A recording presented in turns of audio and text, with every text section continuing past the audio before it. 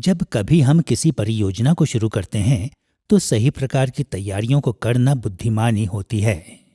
लूका के सुसमाचार में स्वयं यीशु ने इस विचार का वर्णन किया जब उसने एक ऐसे व्यक्ति का वर्णन किया जो एक मीनार बनाना चाहता था, लेकिन वह परियोजना को पूरा करने में विफल रहा क्योंकि उसने तैयारी नहीं की थी।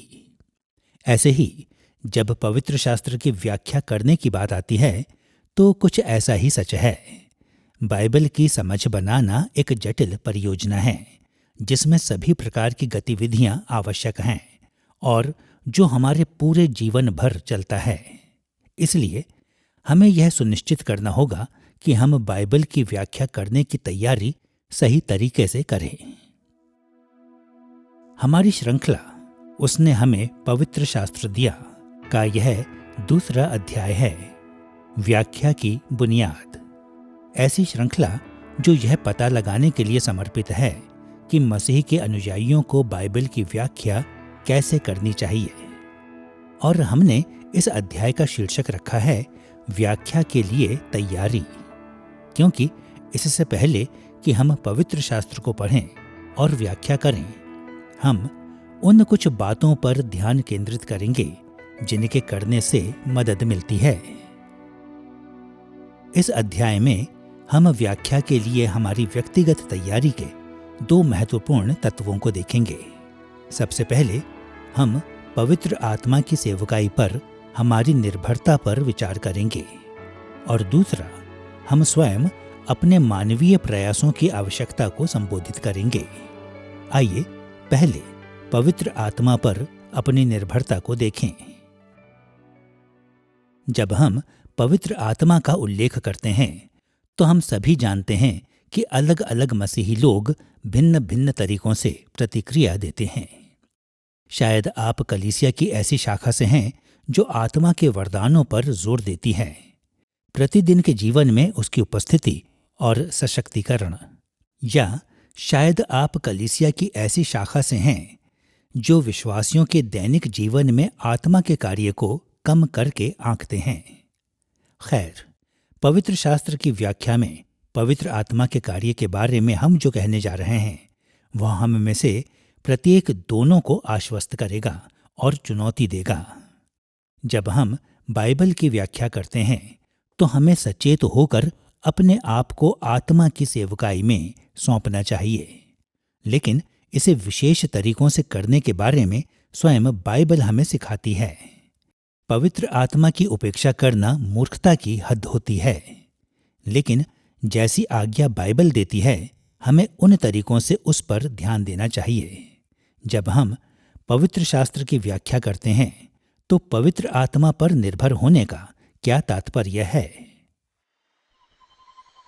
अधिकांश सुसमाचारिक लोग सैद्धांतिक रूप से स्वीकार करते हैं कि पवित्र आत्मा पवित्र शास्त्र की हमारी व्याख्या में एक महत्वपूर्ण भूमिका निभाता है, लेकिन आधुनिक शैक्षणिक पुस्तकें और बाइबल वाले व्याख्या शास्त्र पर उपदेश अक्सर पवित्र आत्मा की भूमिका पर कोई भी ध्यान नहीं देते हैं। इसके बजाय हम आमतौर पर बाइबल की व्याख्या को ऐसे देखते हैं जैसे कि यह एक अवैयक्तिक घटना रही हो, एक प्रक्रिया जिसमें पाठ्यांश को समझने के लिए हम सिद्धांतों या विधियों की सूची को लागू करते हैं। लेकिन बाइबल के दृष्टिकोण से व्याख्या शास्त्र या पवित्र शास्त्र की व्याख्या बहुत ही व्यक्तिगत है, क्योंकि इसमें मानवीय व्याख्याकार और पवित्र आत्मा के व्यक्ति के बीच बातचीत शामिल है। व्याख्या में पवित्र आत्मा पर सचेत होकर निर्भरता कम से कम दो कारणों के लिए महत्वपूर्ण है।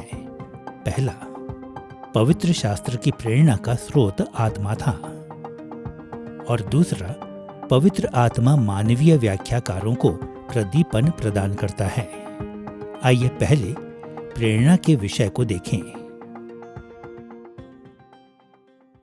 मुझे याद है कि एक बार मुझे ऐसे प्रसिद्ध लेखक से मिलने का अवसर मिला था जिनकी पुस्तकों ने मेरे मसीही जीवन में एक महत्वपूर्ण समय में मेरी मदद की थी। मैं उसके साथ बैठकर उसे यह बताने के लिए बहुत उत्साहित था कि उसकी पुस्तकें मेरे लिए कितनी मायने रखती हैं। बातचीत में एक बिंदु पर मैंने उन्हें एक विशेष लाभकारी अंतर्दृष्टि के बारे में बताया जो मैंने उनकी पुस्तकों में से एक से लिया था। लेकिन मुझे बहुत आश्चर्य हुआ जब उन्होंने मेरी ओर देखा और कहा, तुमने वह सब पूरी रीति से गलत समझा है। यह वह नहीं है जो मैंने कभी लिखा था। खैर, कम से कम कहूं तो मैं शर्मिंदा था, लेकिन एक गहरी सांस लेकर उनसे यह स्वीकार करना मुझे याद है, ठीक है, मुझे लगता है कि पुस्तक को जिस व्यक्ति ने लिखा उसे मेरे से बेहतर रीति से पता है कि इसका अर्थ क्या है। अच्छा, तो कई मायनों में बाइबल के साथ भी यही बात सत्य है। परमेश्वर के पवित्र आत्मा ने पवित्र शास्त्र के प्रत्येक वचन को प्रेरित किया और इस मायने में वह पवित्र शास्त्र का लेखक है। इसलिए यह सिर्फ इस कारण से है कि हमें उसकी पुस्तक में उससे अंतर्दृष्टि लेनी चाहिए। एक बहुत ही बुनियादी अर्थ में प्रेरणा का सिद्धांत कहता है कि पवित्र आत्मा ने मनुष्यों को परमेश्वर के प्रकाशन को पवित्र शास्त्र के रूप में लिखने के लिए प्रेरित किया और उनके कार्य को इस तरह से संचालित किया जिसने उनके लेखनों को अचूक बनाया। जिस तरीके से पतरस ने इस विचार को दूसरा पतरस अध्याय 1 पद 20 से 21 में व्यक्त किया, उसे सुनिए। पवित्र शास्त्र की कोई भी भविष्यवाणी किसी के अपने ही विचारधारा के आधार पर पूर्ण नहीं होती, क्योंकि कोई भी भविष्यवाणी मनुष्य की इच्छा से कभी नहीं हुई, पर भक्त जन पवित्र आत्मा के द्वारा उभारे जाकर परमेश्वर की ओर से बोलते थे।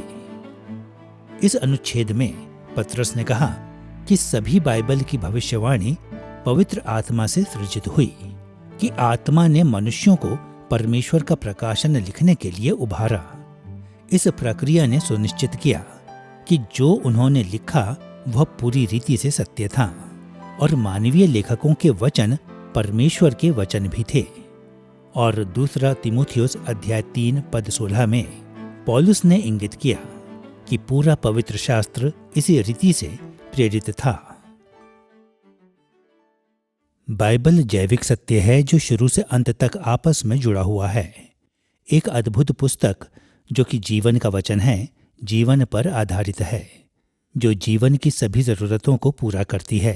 यह सत्य है क्योंकि इसके लेखक के रूप में इसके पास पवित्र आत्मा है और पवित्र आत्मा के लिए स्वयं के खिलाफ जाना या स्वयं का विरोध करना असंभव है। इससे कोई फर्क नहीं पड़ता यदि आप यिर्मयाह या पौलुस या ओबद्याह या योना पढ़ते हैं। वे सभी भिन्न भिन्न वचनों का उपयोग करते हैं, लेकिन उन वचनों को लिखने की भावना एक समान है, क्योंकि एक ही आत्मा ने उन वचनों को प्रेरित किया जो चुने गए थे। मसीह और उसके शिष्य इस विचार के लिए प्रतिबद्ध थे कि पवित्र आत्मा ने पवित्र शास्त्र के लेखकों को प्रेरित किया, और जिन लोगों ने मसीह का अनुसरण करने का प्रयास किया है उन्होंने हमेशा कुछ अर्थों की पुष्टि की है जिनमें पवित्र शास्त्र को प्रेरित था। फिर भी जो लोग मसीही विश्वास को मानते हैं वे प्रेरणा के स्वभाव को समझने के लिए भिन्न भिन्न तरीकों से प्रवृत्त रहे हैं। अपने उद्देश्यों के लिए हम प्रेरणा के 3 दृष्टिकोणों पर ध्यान केंद्रित करेंगे जो आधुनिक कलीसिया में प्रसिद्ध हैं। सबसे पहले कुछ लोग उस पर विश्वास करते हैं जिसे हम प्रेरणा का रोमानी दृष्टिकोण कहेंगे। इस दृष्टिकोण के अनुसार पवित्र आत्मा ने बाइबल के लेखकों को उसी तरह से प्रेरित किया जिस तरह से धर्मनिरपेक्ष कवि या संगीतकार लोग अपने कार्यों को लिखने के लिए अभिप्रेरित हो सकते हैं। उनके विचार में पवित्र शास्त्र परमेश्वर का अचूक सत्य नहीं है, बल्कि मानवीय लेखकों के व्यक्तिगत सोच विचार एवं मान्यताएं हैं। दूसरा, अन्य मसीही लोग उस पर विश्वास करते हैं जिसे हम यांत्रिक प्रेरणा कह सकते हैं। इस दृष्टिकोण के अनुसार बाइबल के लेखकों ने जब पवित्र शास्त्र को लिखा तो वे अपेक्षाकृत निष्क्रिय थे। परमेश्वर की आत्मा ने वास्तव में बाइबल को बोला और मानवीय लेखकों ने वह लिखा जो उसने कहा। तीसरा, अधिकांश सुसमाचारीय मसीही लोग पुष्टि करते हैं कि प्रेरणा का आत्मा वाला कार्य जैविक था। इस विचार के अनुसार पवित्र आत्मा ने मानवीय लेखकों को लिखने के लिए प्रेरित किया और उनके वचनों की निगरानी की एवं उनको निर्देशित किया। परिणाम स्वरूप पवित्र शास्त्र के वचन परमेश्वर के वचन हैं। उसी समय जब पवित्र आत्मा ने उनके लेखन की निगरानी की तो उसने मानव लेखकों के व्यक्तित्वों, अनुभवों, दृष्टिकोणों और इरादों का प्रयोग किया। इसलिए पवित्र शास्त्र के वचन इसके मानव लेखकों के भी वचन हैं। यह तीसरा दृष्टिकोण प्रेरणा के स्वभाव के बारे में पवित्र शास्त्र की स्वयं की गवाही को सबसे अच्छी तरह से दर्शाता है। पवित्र शास्त्र को पढ़ना एक बहुत ही आकर्षक प्रक्रिया है, क्योंकि इसे कई लेखकों द्वारा कई सैकड़ों वर्षों के दौरान रचा गया था और इसलिए जिस तरह से वे लिखते हैं, जिस तरह से वे अपने आसपास के लोगों से बातचीत करते हैं और जिस भाषा का वे उपयोग करते हैं, तो आप उन व्यक्तित्वों को उनमें से प्रतिबिंबित होता हुआ देखते हैं और इसलिए उनके व्यक्तित्व परमेश्वर के वचन के लिए महत्वपूर्ण हैं, क्योंकि परमेश्वर उन्हें भिन्न भिन्न तरीकों में उपयोग करता है। उदाहरण के लिए, आपके पास याजक हैं जो लिखते हैं, आपके पास एक किसान है जो लिखता है, एक चरवाहा जो लिखता है, आपके पास एक राजा है जो लिखता है, आपके पास एक चिकित्सीय डॉक्टर है जो लिखता है और आपके पास ऐसा व्यक्ति है जो हमारी संस्कृति में इब्रानी विश्वविद्यालय से पीएचडी प्राप्त होगा, जिसके पास पुराने नियम के साथ साथ यूनानी संस्कृति और यूनानी भाषा में अभूतपूर्व समझ है और वह शायद किसी भी अन्य भाषा से बेहतर जो कभी रही हो, यूनानी भाषा को लेने और ईश्वरीय ज्ञान की सोच की अभिव्यक्ति के लिए इसकी उपयुक्तता का अध्ययन करने में सक्षम है। उदाहरण के लिए, दूसरा पत्रस अध्याय 3 पद 15 में जिस रीति से पत्रस ने प्रेरणा के जैविक स्वरूप का वर्णन किया, उसे सुनिए। हमारे प्रिय भाई पौलुस ने भी उस ज्ञान के अनुसार जो उसे मिला तुम्हें लिखा है। इस अनुच्छेद में पत्रस ने उजागर किया कि पौलुस की पत्रियों को कैसे देखना चाहिए। एक ओर उसने कहा कि पौलुस ने लिखा, इस तरह पौलुस की पत्रियों में उसकी भागीदार की पुष्टि पत्रस ने की। लेकिन दूसरी ओर पत्रस ने इन पत्रियों को सिर्फ पौलुस का ही नहीं बताया, इसके बजाय उसने लिखा कि उस ज्ञान के अनुसार जो उसे परमेश्वर ने दिया, पौलुस ने लिखा। पवित्र आत्मा के मार्गदर्शन के कारण पौलुस की पत्रियों ने परमेश्वर के ज्ञान को चित्रित किया। यह परमेश्वर के वचन के बारे में सत्य है। पवित्र शास्त्र में प्रत्येक वचन पवित्र आत्मा के द्वारा प्रेरित है। यह परमेश्वर के वचन के बारे में भी सत्य है। उन शब्दों में हर एक वास्तविक मनुष्य द्वारा और एक अद्भुत तरीके से लिखा गया था। परमेश्वर ने उन बाइबल लेखकों में से प्रत्येक के वरदानों और अनुभवों को संप्रभुतापूर्वक संचालित किया, जिससे कि उनका व्यक्तित्व, उनकी साहित्यिक शैली दिखाई देती है। और उसी समय में बाइबल पूरी तरह से परमेश्वर का वचन है। इसलिए उदाहरण के लिए, जब आप यिर्मयाह को पढ़ रहे हैं तो आपको परमेश्वर के लोगों के लिए उसके दुख और जुनून का भाव दिखता है। जब आप लूका के सुसमाचार को पढ़ रहे हैं तो आपको चिकित्सीय विवरणों के लिए उसकी सावधानीपूर्वक जांच और इतिहास एवं सटीक इतिहास के लिए उसके प्रेम का भाव मिलता है। मेरा तात्पर्य है कि बाइबल के इन लेखकों के व्यक्तित्व और उनके अनुभव पवित्र शास्त्र से होकर दिखाई देते हैं, लेकिन यह परमेश्वर के वचन में परमेश्वर के स्वयं के किसी भी अधिकार और प्रेरणा और सामर्थ्य को खोए बिना होता है। अच्छा, तो जो कोई भी पवित्र शास्त्र को पढ़ता है वह देख सकता है कि अलग अलग तरीकों के कारण जिनके लेखक स्वयं को व्यक्त करते हैं और अलग अलग चुनावों के कारण जिनमें लेखक सामग्री को प्रस्तुत करते हैं, शैलियों में अंतर है और लेखक अपने स्वयं के वरदानों का उपयोग कर रहे हैं। उदाहरण के लिए, सुसमाचार में हमारे पास मरकुस है जो एक्शन दृश्यों के साथ बहुत कुछ नहीं करता है, या एक्शन दृश्यों के साथ बल्कि बहुत कुछ करता है, लेकिन अपने प्रवचनों को बहुत कम रखता है। जबकि यूहन्ना का सुसमाचार प्रवचनों से भरा पड़ा है जो एक अलग रुचि को दर्शाता है।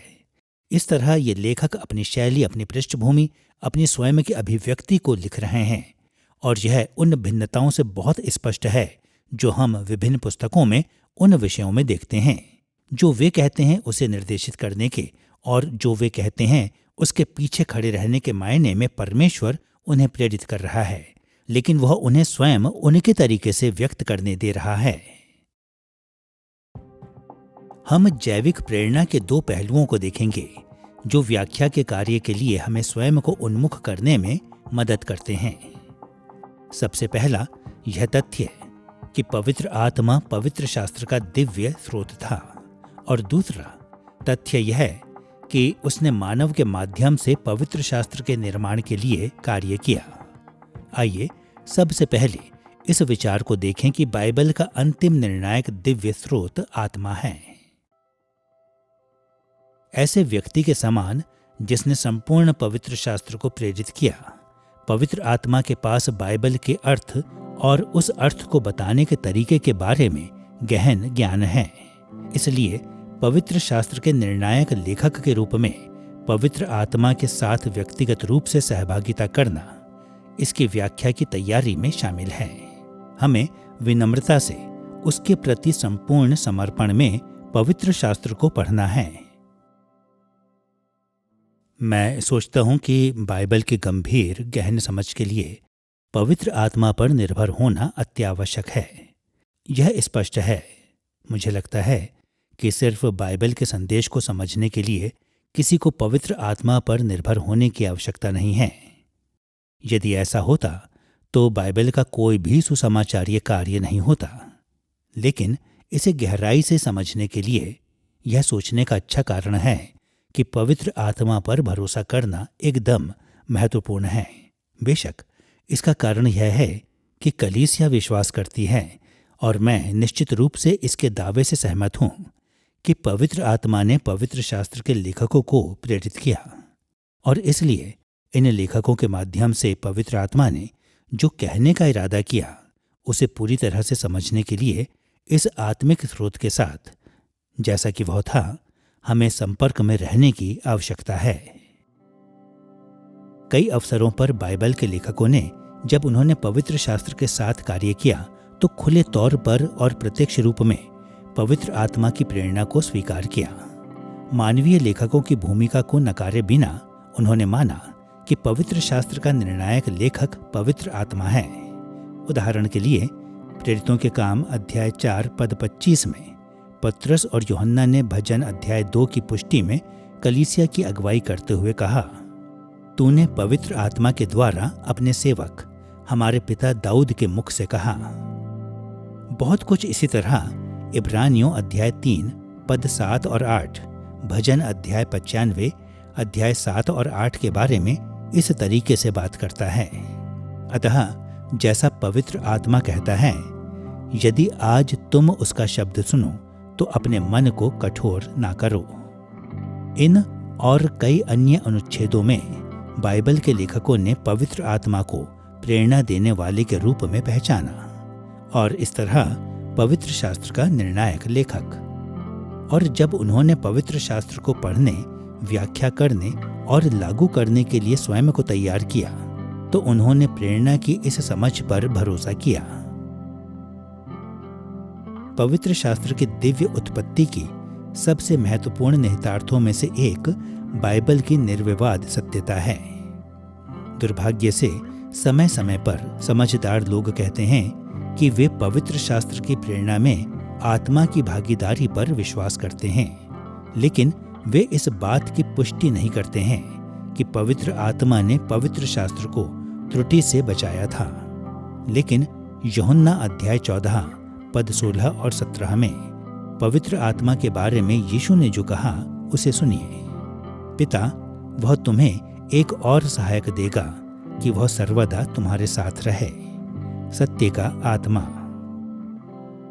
जब यीशु ने पवित्र आत्मा को सत्य का आत्मा कहा तो उसने संकेत दिया कि पवित्र आत्मा पूरी तरह से सत्य है।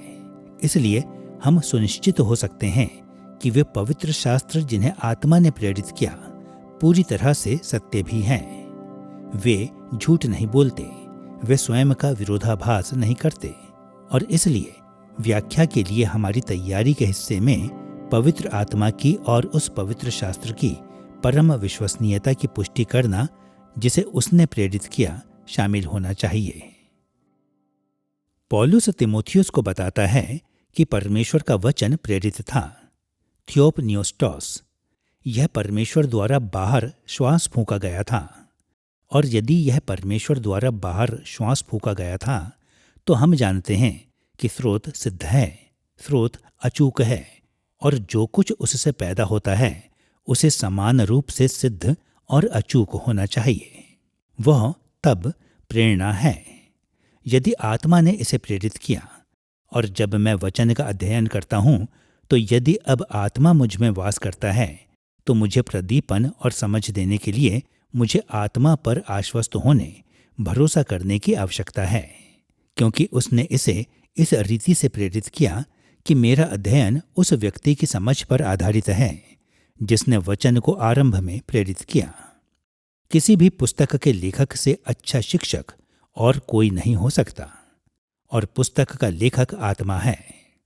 और इसलिए जब वह शिक्षक जो हमारे दिमागों को रोशन करता है आत्मा है, तो जो प्रेरित किया गया था उसके बारे में जो कहा गया था उसकी मुझे बेहतर समझ देने वाला स्वयं शिक्षक की तुलना में जिसने उसे आरंभ में लिखा और कोई नहीं हो सकता। हिप्पो के बिशप अगस्तीन ने अपने पत्र 82 अध्याय 1 अनुच्छेद 3 में इस विश्वास को व्यक्त किया, जहां उन्होंने इन बातों को लिखा। मैंने इस आदर और सम्मान को केवल पवित्र शास्त्र की वैधानिक पुस्तकों को समर्पित करना सीखा है। सिर्फ उन्हीं के लिए मैं सबसे ज्यादा दृढ़ता से विश्वास करता हूं कि लेखक पूरी रीति से त्रुटिहीन थे। अगस्तीन के शब्द प्रारंभिक कलीसिया में पवित्र शास्त्र की सत्यता के प्रचलित दृष्टिकोण को दर्शाते हैं और स्वयं बाइबल में दिए गए दृष्टिकोण को दर्शाते हैं। अब बाइबल से परिचित हर कोई जानता है कि पवित्र शास्त्र के कई ऐसे भाग हैं जो बहुत अच्छे व्याख्याकारों को भी चुनौती देते हैं। समय समय पर पवित्र शास्त्र विज्ञान हमारे व्यक्तिगत अनुभवों और यहाँ तक कि पवित्र शास्त्र के अन्य अनुच्छेदों का विरोधाभास करते प्रतीत होते हैं।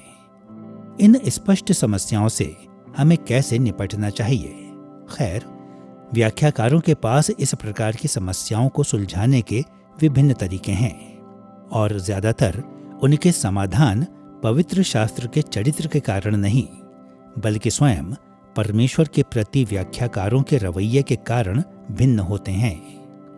एक ओर जो लोग इस बात से इनकार करते हैं कि पवित्र आत्मा ने आधिकारिक रूप से बाइबल को प्रेरित किया है, पवित्र शास्त्र की व्याख्या आलोचनात्मक रीति से आत्मा के अधिकार के ऊपर अपनी समझ को बढ़ाकर करते हैं। दूसरी ओर जो लोग आत्मा के आधिकारिक प्रेरणा को स्वीकार करते हैं, वे आशा करते हुए और इसे सत्य और सामंजस्यपूर्ण मानते हुए, यहाँ तक कि जब वे इसकी सत्यता को दिखा या प्रमाणित नहीं कर सकते हैं, बाइबल को विनम्रतापूर्वक पढ़ते हैं। जब हम बाइबल को पढ़ते हैं तो हम सिर्फ एक और मानवीय पुस्तक को नहीं पढ़ते हैं, हम ऐसी पुस्तक को पढ़ते हैं जो चमत्कारिक रूप से परमेश्वर द्वारा प्रेरित है। इसका अर्थ है कि हम बाइबल को सिर्फ ऐसे नहीं पढ़ सकते जैसे हम दूसरी पुस्तक को पढ़ते हैं।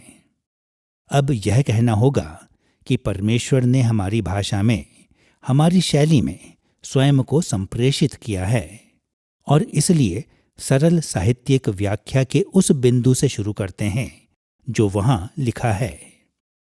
लेकिन यदि हम वहां रुक जाते हैं तो हम भूल जाते हैं कि यह एक पवित्र पुस्तक है जिसे परमेश्वर ने न सिर्फ शुरुआत में प्रेरित किया, बल्कि हमारे हृदयों को निरंतर प्रेरित कर रहा है। मेरे मानवीय पतनशीलता के कारण मेरी मानव रूपी पापमयता पवित्र शास्त्र की सच्चाई को ना ढांपे, इसलिए एक पाठक और व्याख्याकार के रूप में यह समझने हेतु कि इस अनुच्छेद के माध्यम से परमेश्वर मेरे से क्या कहना चाहता है, पवित्र आत्मा को मुझ में लगातार कार्य करना पड़ता है। व्याख्या में पवित्र आत्मा की क्या भूमिका है? एक बहुत महत्वपूर्ण प्रश्न। इस बात के लिए कि पवित्र आत्मा ने पवित्र शास्त्र को प्रेरित किया, इसलिए स्वाभाविक रूप से हम इस बात को ध्यान में रखना चाहेंगे कि पवित्र शास्त्र का प्रमुख लेखक कौन है और हम उसके बारे में क्या जान सकते हैं। परमेश्वर कौन है, उसके बारे में वचन के माध्यम से पवित्र आत्मा हमें सिखाता है। दूसरी बात यह है कि पवित्र शास्त्र की सही समझ के लिए पवित्र आत्मा अत्यंत आवश्यक है।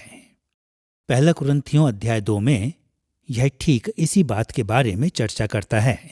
पद 14 में वह कहता है, परंतु शारीरिक मनुष्य परमेश्वर के आत्मा की बातें ग्रहण नहीं करता, क्योंकि वे उसकी दृष्टि में मूर्खता की बातें हैं और ना वह उन्हें जान सकता है, क्योंकि उनकी जांच आत्मिक रीति से होती है।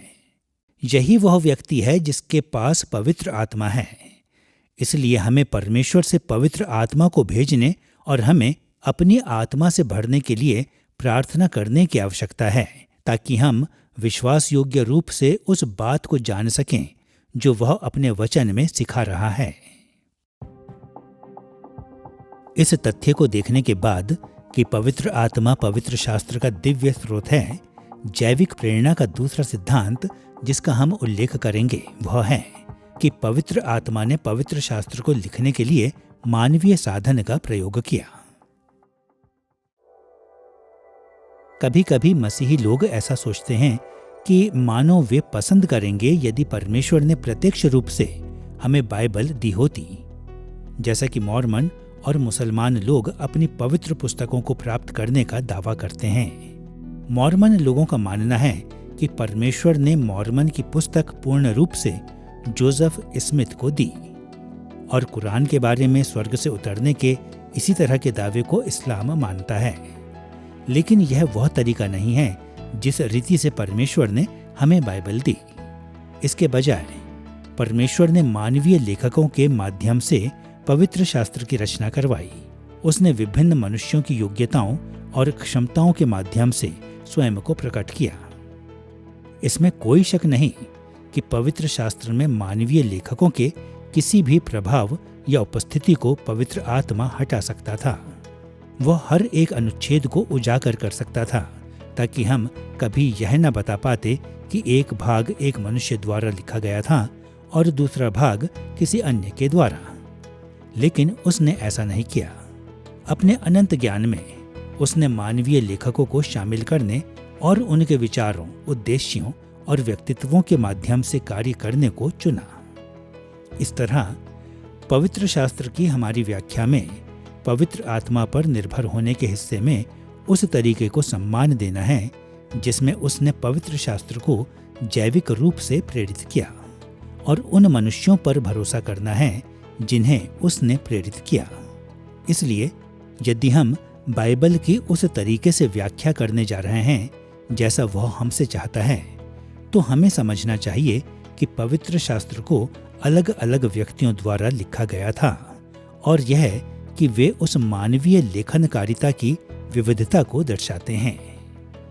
उदाहरण के लिए सुसमाचार के लेखक मत्ती, मरकुस, लूका और यूहन्ना ने मूल रूप से यीशु के जीवन, मृत्यु और पुनरुत्थान की एक जैसी घटनाओं को लिखा है, लेकिन उनकी पुस्तकें एक जैसी नहीं हैं। मत्ती मरकुस से भिन्न है, मरकुस लूका से भिन्न है, लूका यूहन्ना से भिन्न है। और यह पवित्र शास्त्र की कमी नहीं है, यह पवित्र शास्त्र को प्रेरित करने के लिए उस तरीके का उत्पाद है जिसे पवित्र आत्मा ने चुना। क्योंकि पवित्र शास्त्र जैविक रीति से प्रेरित थे, इसलिए हमें उनके दिव्य लेखनकारिता और उनके मानवीय लेखनकारिता दोनों को हमेशा स्वीकार करना होगा। जब हम बाइबल की व्याख्या करने के लिए स्वयं को तैयार करते हैं, तो यह ध्यान रखना महत्वपूर्ण है कि हम वह खोज रहे हैं जो पवित्र आत्मा का अर्थ था।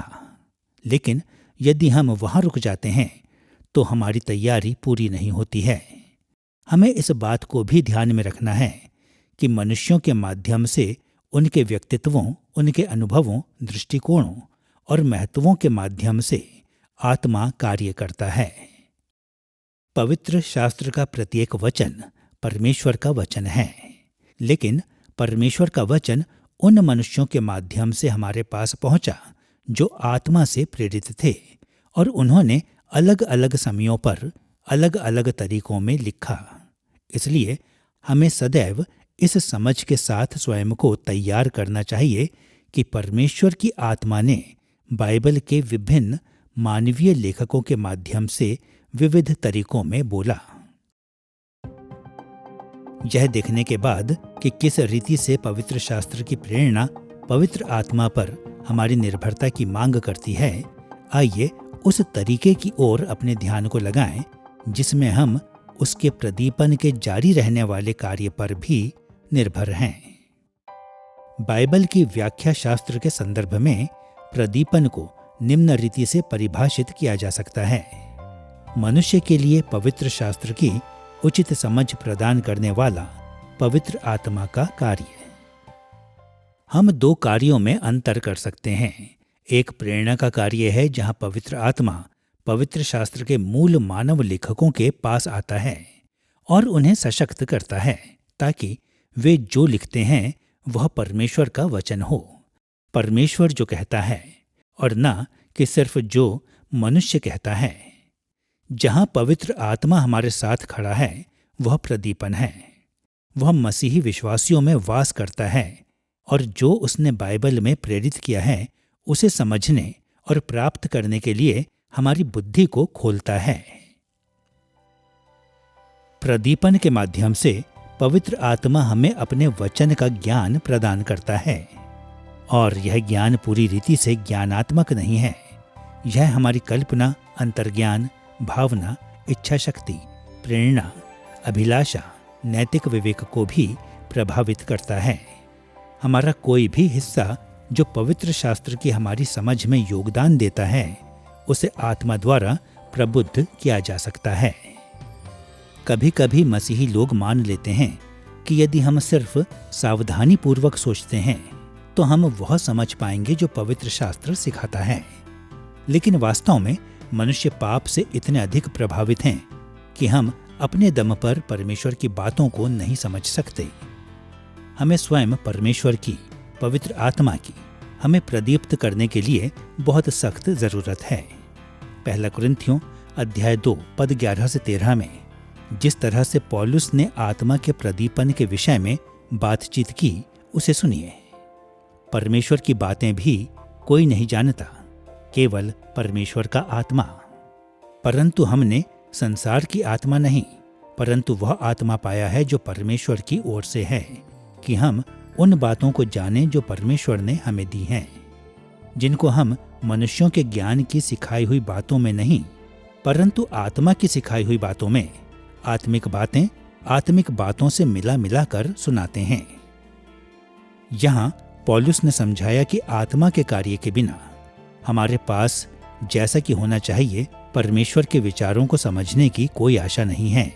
इस कारण से पवित्र शास्त्र की हमारी व्याख्या के लिए आत्मा का व्यक्तिगत प्रदीपन इतना महत्वपूर्ण है। आत्मा का प्रदीपन एक ऐसा विषय है जिसे शायद ही कभी विस्तार से संबोधित किया गया है, लेकिन सबसे महत्वपूर्ण संबोधन में से एक जॉन ओवेन के प्रसिद्ध लेख में दिखाई देता है, जो 1616 से 1683 तक रहे थे। ओवेन के लेख spiritual illumination proved from scripture में उसने पवित्र आत्मा के प्रदीपन को इस रीति से संक्षेप में प्रस्तुत किया।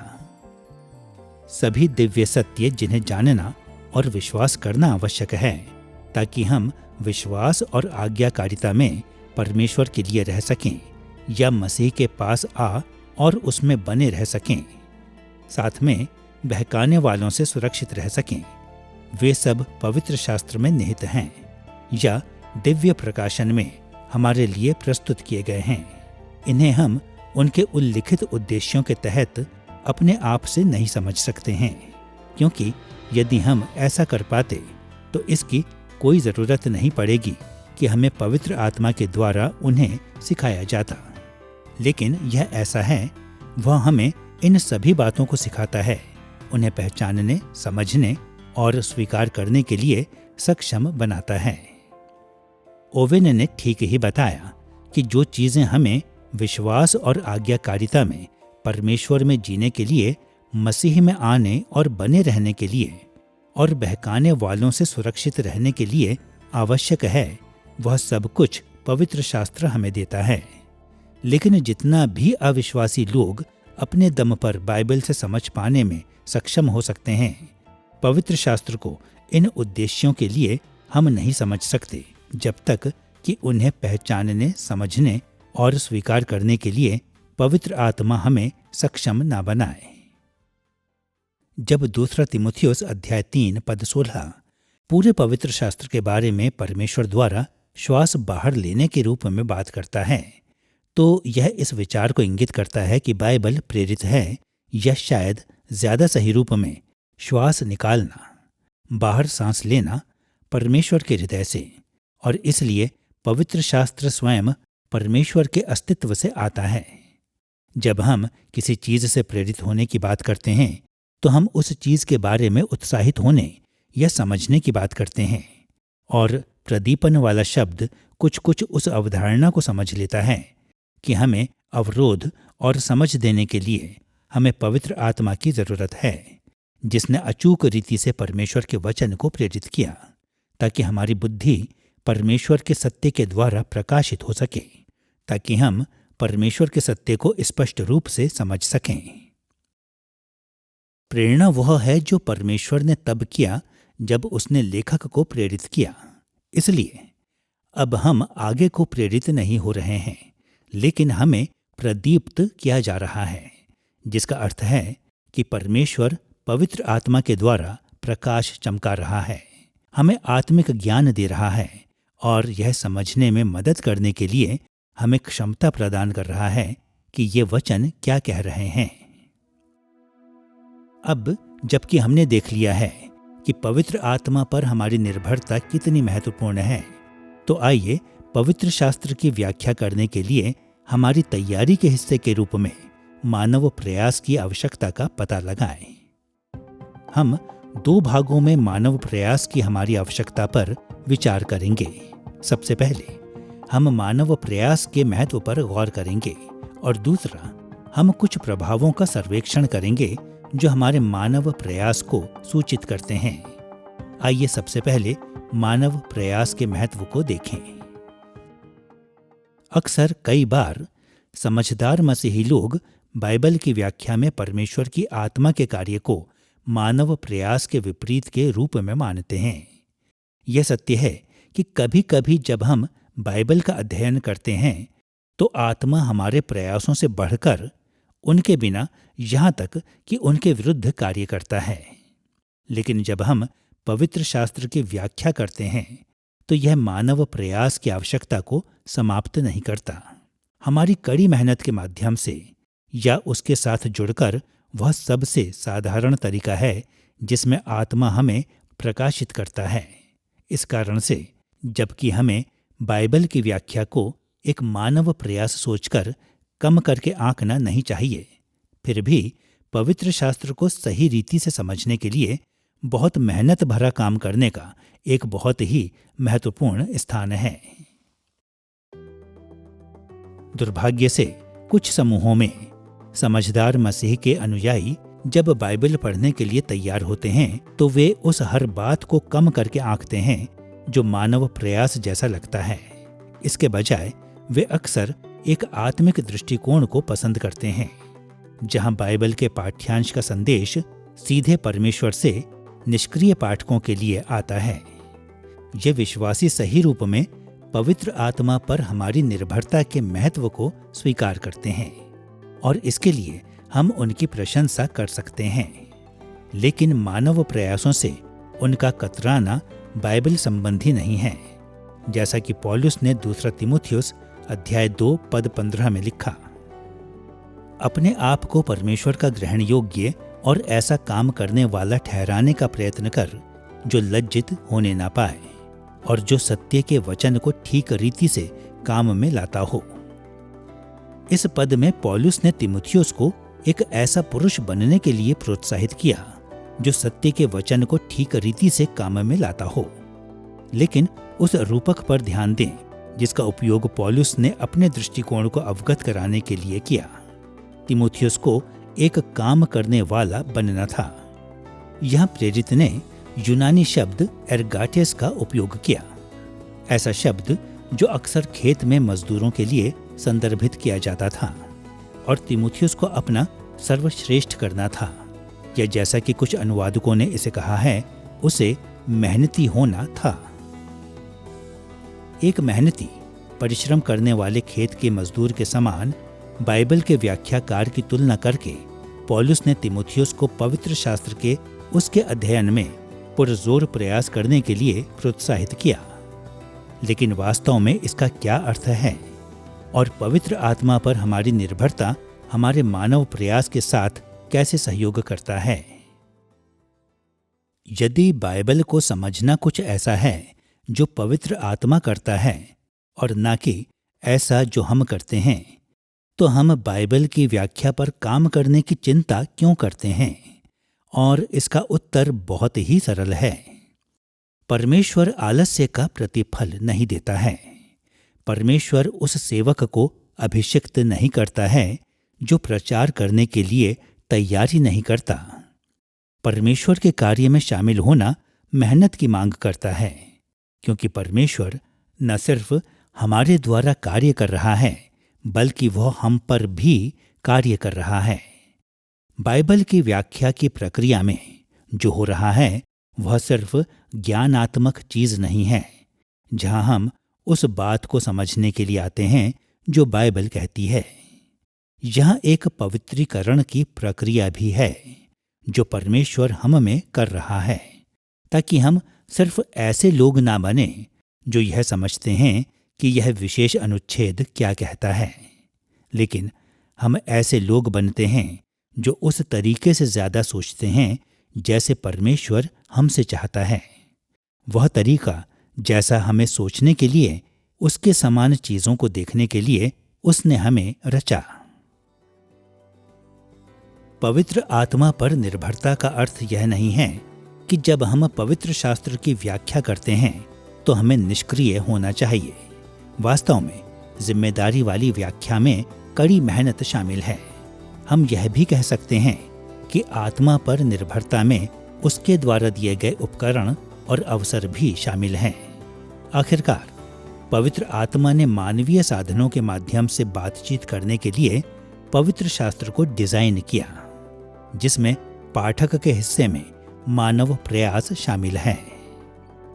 वास्तव में पवित्र आत्मा आमतौर पर उन प्रयासों के माध्यम से हमें प्रबुद्ध करता है जिन्हें हम तैयारी में लगाते हैं।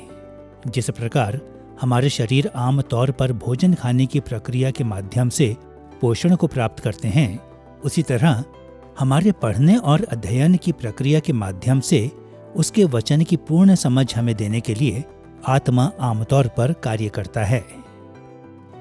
अब पवित्र शास्त्र के ज्यादातर पाठकों को स्पष्ट होना चाहिए कि बाइबल के दूसरे हिस्सों की तुलना में कुछ हिस्सों को अधिक मानवीय प्रयास की आवश्यकता पड़ती है। पैमाने की एक छोर पर कुछ अनुच्छेद इतने स्पष्ट हैं कि उन्हें समझने के लिए बहुत कम प्रयास की आवश्यकता होती है। सदियों के दौरान प्रोटेस्टेंट लोगों ने ठीक ही माना है कि उद्धार के लिए विश्वास करने और आज्ञा पालन के लिए जो आवश्यक है वह पवित्र शास्त्र में एक जगह या दूसरे में इतना स्पष्ट है कि लगभग हर कोई इसे समझ सकता है। पैमाने की दूसरी छोर पर पवित्र शास्त्र के कई हिस्से बहुत कठिन हैं और कुछ को पूरी तरह से समझना भी असंभव हो सकता है। लेकिन व्यावहारिक रूप से पवित्र शास्त्र के अधिकांश अनुच्छेद इन दो चरम सीमाओं के बीच एक स्पेक्ट्रम में आते हैं। पवित्र शास्त्र के स्पष्ट हिस्सों को आमतौर पर तैयारी में अपेक्षाकृत कम मानवीय प्रयास की आवश्यकता होती है, लेकिन जब हम अधिक कठिन अनुच्छेद के साथ काम करते हैं तो पर्याप्त तैयारी के लिए आमतौर पर मानव प्रयास के स्तर में वृद्धि की आवश्यकता पड़ती है। पवित्र शास्त्र की व्याख्या की तैयारी में मानव प्रयास के महत्व को पहचानने के अलावा उन कुछ प्रमुख प्रभावों से अवगत होना भी मदद करता है जिन्हें परमेश्वर सामान्य रूप से हमारे मानव प्रयास पर पैदा करता है। यदि कोई एक चीज जो बाइबल के समझदार व्याख्याकारों को बाधित करती है तो वह यह है कि उन्हें लगता है कि वे पवित्र शास्त्र का अध्ययन उन तरीकों से कर सकते हैं जो उनके जीवन पर बाहरी प्रभावों को नहीं दर्शाते हैं। हमें लगता है कि किसी तरह हम अपने जीवन के अनुभवों से स्वयं छुटकारा पा सकते हैं और बिना पूर्व धारणा के सीधे पवित्र शास्त्र में जा सकते हैं। लेकिन बाइबल की व्याख्या में हमारे मानव प्रयास के बारे में याद रखने वाली सबसे महत्वपूर्ण बातों में से एक यह है कि हम अन्यथा करने का कितना भी कठिन प्रयास करें, लेकिन हम हमेशा अनगिनत प्रभावों से प्रभावित होकर पवित्र शास्त्र का अध्ययन करते हैं। और जितना अधिक हम इन प्रभावों के बारे में अवगत होते हैं, उतना ही बेहतर हम यह पता लगाने में सक्षम होंगे कि क्या वे सकारात्मक हैं या नकारात्मक। जब हम बाइबल की व्याख्या करते हैं तो क्या वे हमारी मदद करते हैं या हमें रोकते हैं। हम प्रयासों पर उन 3 प्रमुख प्रभावों पर विचार करेंगे जिन्हें हम तब काम में लगाते हैं जब हम पवित्र शास्त्र की व्याख्या करने की तैयारी करते हैं। ये प्रभाव आपस में जुड़े हुए हैं, लेकिन सरलता के वास्ते हम उन पर अलग अलग रूप में विचार करेंगे। पहला जिसका हम उल्लेख करेंगे वह पवित्र शास्त्र की पूर्व व्याख्या है। इस श्रृंखला के उद्देश्यों के लिए हम व्याख्या को निम्न रूप में परिभाषित करेंगे। बाइबल के पाठ्यांश से अर्थ को बाहर निकालना, विशेष रूप से ऐतिहासिक संदर्भ, साहित्यिक प्रारूपों, व्याकरण और शब्दावली का उपयोग, ईश्वरीय ज्ञान की सेटिंग और इत्यादि चीजों को देखने के द्वारा। हालांकि हम व्याख्या के बारे में कई सारी बातें कह सकते हैं, लेकिन अभी के लिए हम सिर्फ यह बताना चाहते हैं कि अतीत में हमने जो व्याख्या की थी वह हमें व्याख्या के कार्य के लिए तैयार करने में मदद करते हैं। पवित्र शास्त्र की व्याख्या के साथ हमारी जो भी भागीदारी है वह हमें बाइबल की और व्याख्या के लिए तैयार करती है। बाइबल के साथ वार्तालाप से जिस ज्ञान, कौशल और दृष्टिकोण को हम विकसित करते हैं वे अगली बार जब पवित्र शास्त्र को पढ़ते हैं तब हमें प्रभावित करते हैं। उदाहरण के लिए, हर बार जब हम बाइबल की शब्दावली और व्याकरण का अध्ययन करते हैं तो हम पवित्र शास्त्र के इन पहलुओं को अधिक जिम्मेदारी से संभालने की अपनी क्षमता को बढ़ाते हैं। जब हम पवित्र शास्त्र के साहित्यिक प्रकारों को समझने के लिए काम करते हैं, जैसे कि कथा, व्यवस्था, कविता, भविष्यवाणियां, नीतिवचन और इन्हीं के जैसे अन्य, तो हम इन्हें बाद में समझने के लिए बेहतर रीति से सुसज्जित हैं। और जब हम बाइबल के प्राचीन इतिहास के बारे में पढ़ते हैं तो हम और ज्यादा समझ के लिए पवित्र शास्त्र को वापस पढ़ने के लिए तैयार हैं। पवित्र शास्त्र की व्याख्या में लगाया गया हर एक प्रयास हमें आगे के अध्ययन के लिए तैयारी करने में मदद करता है। एक दूसरे प्रकार का प्रभाव जो व्याख्या शास्त्र में हमारे मानव प्रयासों को प्रभावित करता है वह है समुदाय में हमारे वार्तालाप। दूसरे लोगों के साथ वार्तालाप पवित्र शास्त्र को समझने के लिए हमारे सबसे प्रभावशाली प्रयासों में से एक है, लेकिन अक्सर इसे कम करके आंका जाता है। हम सभी बाइबल की प्रत्यक्ष व्याख्या में शामिल होना चाहते हैं, लेकिन हम इसे पहचानते हों या नहीं, अन्य लोगों के साथ हमारे वार्तालाप से प्रभावित हुए बिना बाइबल की व्याख्या करना लगभग असंभव है। और यह एक अच्छी बात है। दोनों वर्तमान संसार और अतीत से अन्य लोगों ने पवित्र आत्मा से महान वरदान और अंतर्दृष्टि प्राप्त की है, जो तब हमारी मदद कर सकते हैं जब हम पवित्र शास्त्र की व्याख्या करते हैं। उन्होंने बहुमूल्य संदर्भ कार्यों की रचना की है। वे हमें बाइबल की भाषाओं और साहित्य और इतिहास और अन्य सभी प्रकार की बातों के बारे में सिखाते हैं, जो हमें परमेश्वर के वचन को समझने और लागू करने में मदद करते हैं। यहाँ तक कि जो बाइबल हमारे हाथों में हैं, वे भी अन्य लोगों से हमारे पास पहुंचे हैं। वे विद्वानों, अनुवादकों, संपादकों और प्रकाशनों के काम के माध्यम से हमारे पास पहुंचे हैं। इससे आगे हमारी कलीसिया और हमारे कलीसियाई शाखा सहित हम में से अधिकांश के पास विशेष मसीही समुदाय हैं, जहां हम सहज महसूस करते हैं। ये समुदाय आम परंपराओं को साझा करते हैं, जो कि पवित्र शास्त्र को पढ़ने और समझने के तरीकों को प्रभावित करते हैं, और जिस योगदान को हम पादरियों, शिक्षकों और अन्य व्यक्तिगत विश्वासियों से पाते हैं, वे भी कई तरीकों से हमारी मदद करते हैं। हम दूसरों की सफलताओं, असफलताओं और अंतर्दृष्टि के माध्यम से कई बहुमूल्य बातों को सीखते हैं। हम उन लोगों से सीखते हैं जो हमारे समान हैं और जो हमसे अलग हैं, उनसे जो अतीत में थे और जो वर्तमान में हैं, उनसे जिन्हें हम व्यक्तिगत रूप से जानते हैं और उनसे जिनसे हम कभी नहीं मिले हैं। चाहे हम इसे पहचाने या नहीं, पवित्र शास्त्र की हमारी सभी व्याख्याएं अन्य लोगों द्वारा गहनता से प्रभावित होती हैं और होनी चाहिए।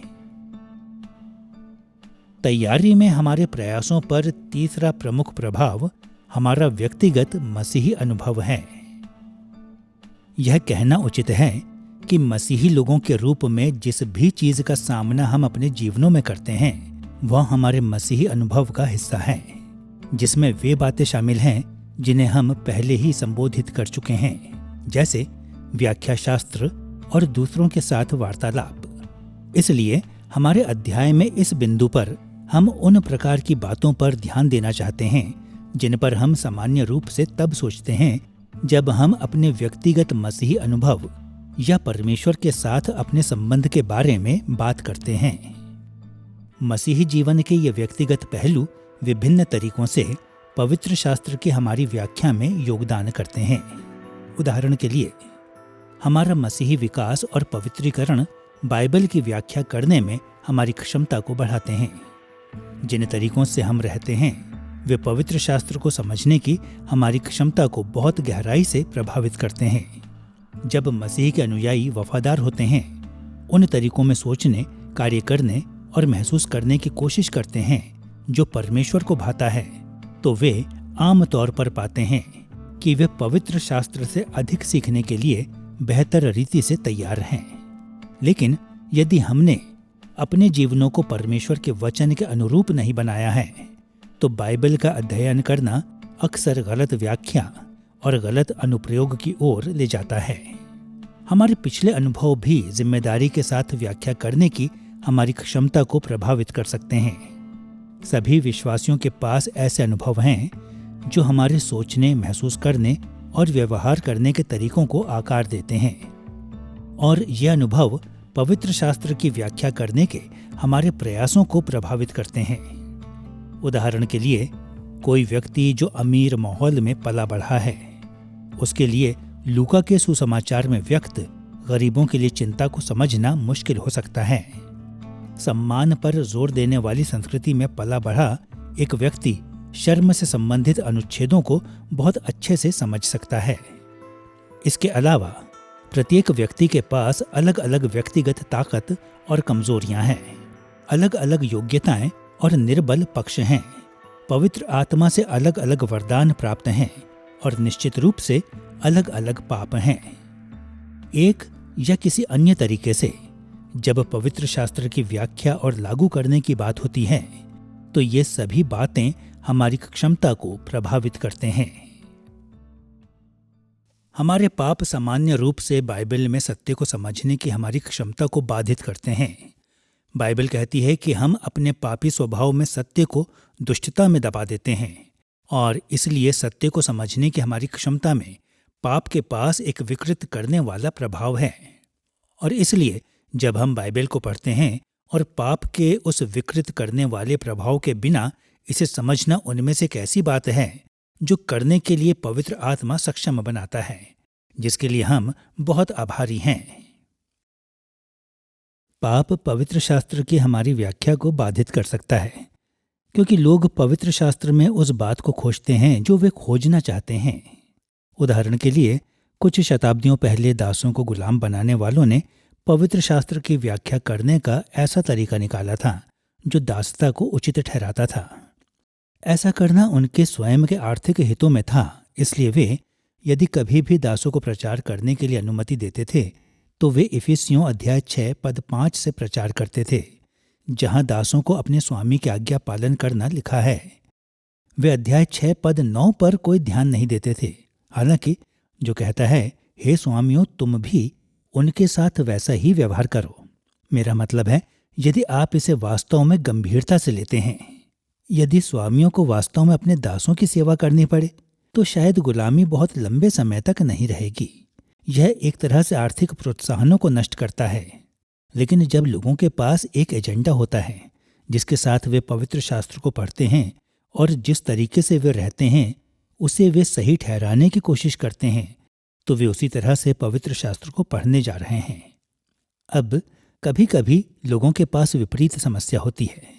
वे ऐसी परिस्थिति से आ सकते हैं जहां वे हमेशा दोषी ठहराए जाने की अपेक्षा करते हैं, या वे हमेशा अपराध बोध की अपेक्षा करते हैं, और वे पवित्र शास्त्र को भी उसी तरह से पढ़ते हैं। अपने पूर्व धारणाओं के प्रकाश में पवित्र शास्त्र को पढ़ने की बजाय हमें जितना संभव हो सके यह सुनने की कोशिश करने की आवश्यकता है कि पाठ्यांश का संदेश वास्तव में हमारे लिए क्या है।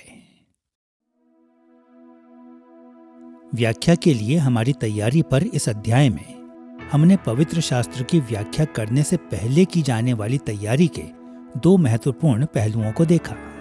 हमने जैविक प्रेरणा और आत्मा के प्रदीपन के सिद्धांतों के संदर्भ में पवित्र आत्मा पर अपनी निर्भरता पर विचार किया है, और हमने मानव प्रयास के महत्व को देखने के द्वारा और उन कुछ प्रभावों का सर्वेक्षण करने के द्वारा मानव प्रयास की आवश्यकता पर जोर दिया है, जिनका प्रभाव परमेश्वर आमतौर पर हमारे व्याख्यात्मक प्रयासों पर डालता है।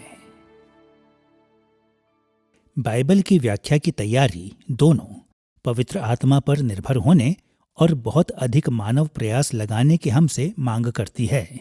पवित्र आत्मा के लिए सचेत प्रार्थनापूर्वक समर्पण में हमें पवित्र शास्त्र को पढ़ना चाहिए, क्योंकि उसने पवित्र शास्त्र को प्रेरित किया और क्योंकि पिता ने पवित्र शास्त्र को समझने के लिए, हमारी बुद्धि और हृदयों को प्रकाशित करने के लिए उसे हमारे पास भेजा। लेकिन साथ ही परमेश्वर ने यह ठहराया कि हम पढ़ने, अध्ययन करने, दूसरों से वार्तालाप करने और पवित्र शास्त्र को स्वयं अपने जीवनों के मार्ग के हर एक चरण में लागू करने के द्वारा स्वयं अपने प्रयासों को भी लगाना चाहिए। पवित्र शास्त्र की व्याख्या करना एक जटिल परियोजना है जिसका हमें अपने पूरे जीवन भर में अनुसरण करना चाहिए। इसलिए हमें स्वयं को यथासंभव तैयार करने के लिए सावधान रहना चाहिए। जितना अधिक हम परमेश्वर की आत्मा और अपने मानव प्रयासों पर ध्यान देते हैं, बाइबल की व्याख्या करने के लिए उतना ही बेहतर हम तैयार होंगे।